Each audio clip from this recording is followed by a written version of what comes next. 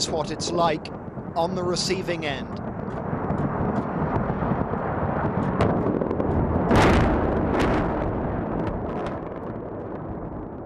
March 2003. The skies over Baghdad were on fire. Operation Iraqi Freedom had begun. US cruise missiles slammed into Iraqi targets with terrifying force. Airfields, bunkers, communication centers all hit within minutes. It was shock and awe. A massive, rapid strike intended to destroy Saddam Hussein's regime before it could fight back. And then, something strange happened. While buildings were crumbling and flames rose across Baghdad, Saddam Hussein appeared.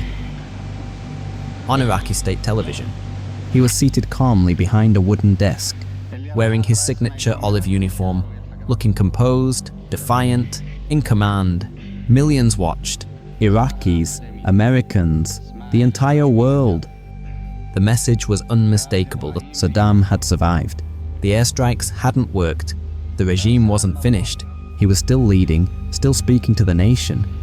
But what no one knew was that this broadcast was a lie. It had been pre-recorded.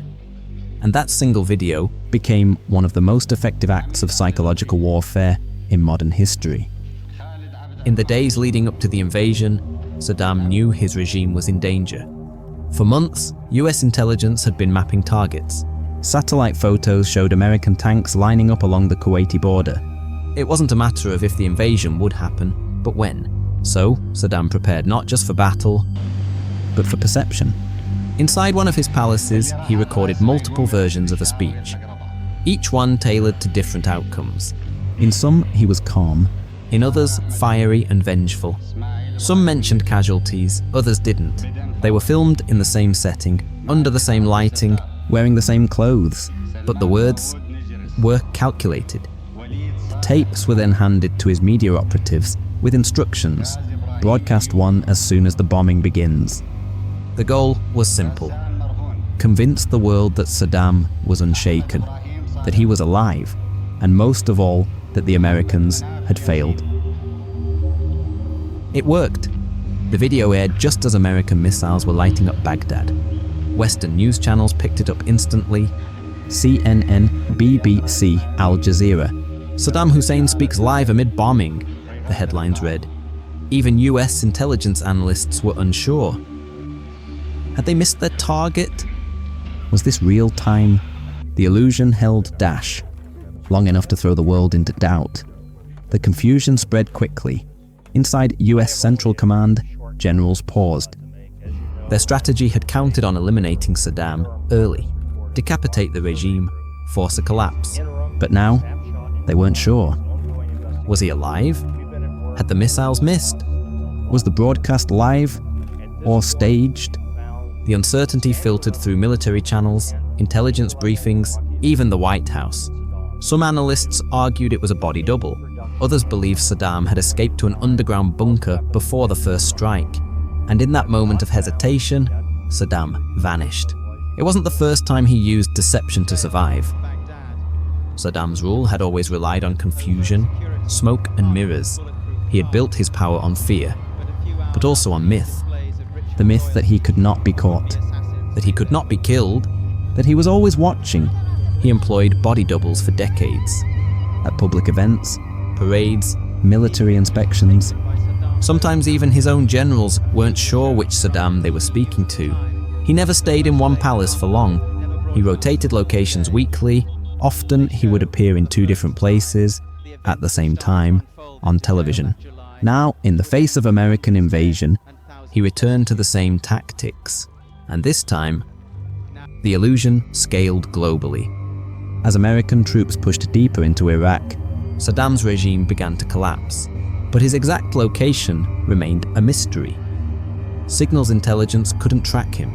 He wasn't using phones or radios, no intercepted messages, no drone sightings. It was as if he had disappeared completely.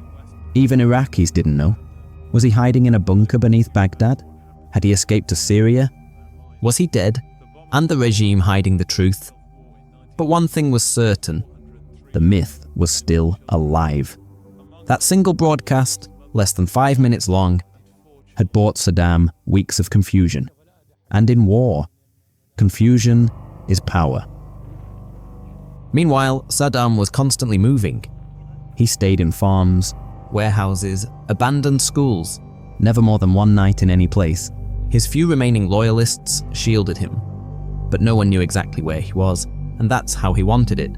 He carried no phone, no radio, no electronics, only handwritten notes and verbal messages delivered through couriers.